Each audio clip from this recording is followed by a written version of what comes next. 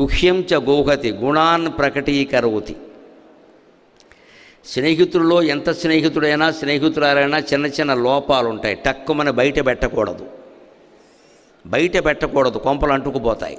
సహించాలి, నచ్చజెప్పాలి, ఓపిగ్గా మార్చాలి. అంతేగాని వాడు ఇంకా సిగరెట్ కాల్చడం మొదలెట్టక ముందే అది ఏదో ఘోర నేరం కింద వచ్చిన వాడికల్లా వీడు సిగరెట్ కాలుస్తాడు అని చెప్పేయకూడదు. పెళ్లి చూపులు జరుగుతున్నాయట, అక్కడ ఏదో కాఫీ టిఫిన్లు ఏవో ఇచ్చారు. అక్కడ పాపం అత్తగారు పిల్ల తల్లి ఒక్కపొడి పెట్టింది, ఏదో పెద్దవాళ్ళు వేసుకుంటారు కదా అని.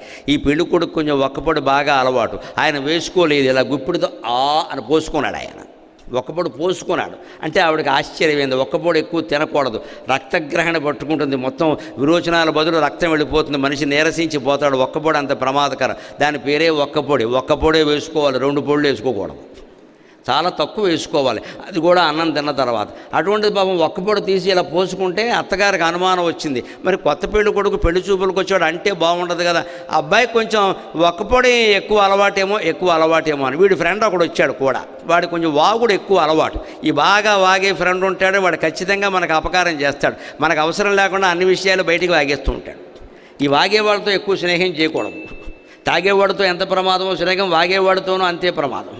తాగేవాడు తాగేకైనా ఆపుతాడు, వాగేవాడు వాగడం ఎప్పుడూ ఆపడు, వాగుతూనే ఉంటాడు. వీడు అన్నట్టు వెంటనే ఒక్కపొడి కొంచెం ఎక్కువ అలవాటేమో అంటే అన్నట్టు, లేదండి మావాడు ఎప్పుడు ఒక్కపొడి వేసుకోండి, సిగరెట్ కాల్చినప్పుడే ఒక్కపొడి వేసుకుంటాడు అన్నట్టు.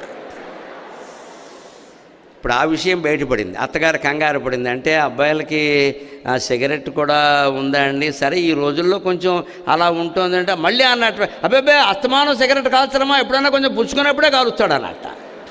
ఈ రకమైన స్నేహితుల్ని దూరంగా ఉంచాలి. అతిగా వాగుతున్నాడు అంటే, అతిగా వాట్సాప్లో చాటింగ్ చేస్తున్నాడు అంటే, రోజు పొద్దున్నే ఏరా బాగున్నావా, ఏం మాట్లాడడం లేదే అంటున్నాడు అంటే వాడు స్నేహానికి తగినవాడు కాదు. మనతో మాట్లాడకపోయినా వాడు ఉండగలగాలి. అనవసరంగా మాట్లాడడం దేనికండి? ఇంకా ఆ చాటింగ్ అనేది అర్ధరాత్రి 11 అయినా 12 అయినా అవ్వదా? అలా సాగుతూనే ఉండాలా? అంత వాగుతున్నాడంటే అర్థం ఏమిటంటే అందరికీ చెప్పేస్తున్నాడు అనేక విషయాలు. పైగా ఇవాళ వచ్చిన ప్రమాదం ఏమిటంటే, పూర్వం ఏదైనా స్నేహితులు ఎవరో మాట్లాడినా ఆ మాటలు అక్కడే ఆగిపోయాయి, రికార్డు చేసే అవకాశం లేదు. ఇవాళ వాట్సాప్లు చాటింగ్లు వచ్చాక 100 ఏళ్ల పాటు రికార్డు అయ్యాక నువ్వేం చేయలేవు, దాన్ని ఎప్పుడు కావాలన్నా పట్టుకోవచ్చు. అటువంటిప్పుడు ఏమవుతున్నాడు, మనం స్నేహితులతో మాట్లాడే మాటలు, మన స్నేహితులు మన గురించే మాట్లాడే మాటలు ఈ వాట్సాప్లో ఫేస్బుక్లో ఉండిపోయి ఎప్పుడు కావాలన్నా మళ్ళీ బయటకు వస్తే 40 ఏళ్ల తర్వాత కూడా మనం తప్పించుకొని, అదిగోనండి మీరు మాట్లాడిన మాట రికార్డెడ్ అంటాడు.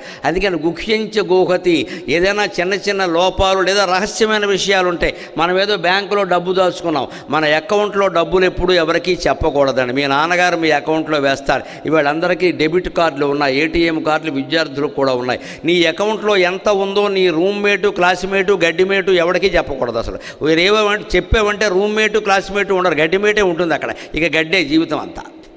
ఎంత ఉందో ఎప్పుడు చెప్పకూడదు. మా ఫాదర్కి నేనంటే చాలా ఇష్టం రా, 1 lakh నెలకు 1 lakh వేసేస్తూ ఉంటాడని చెప్పేవనుకో, మొత్తం స్నేహితులు వాడేస్తారు సొమ్మంతా. అందుకని గుహ్యించ గోహతి, రహస్యాన్ని రహస్యంగానే అట్టి పెట్టాలి.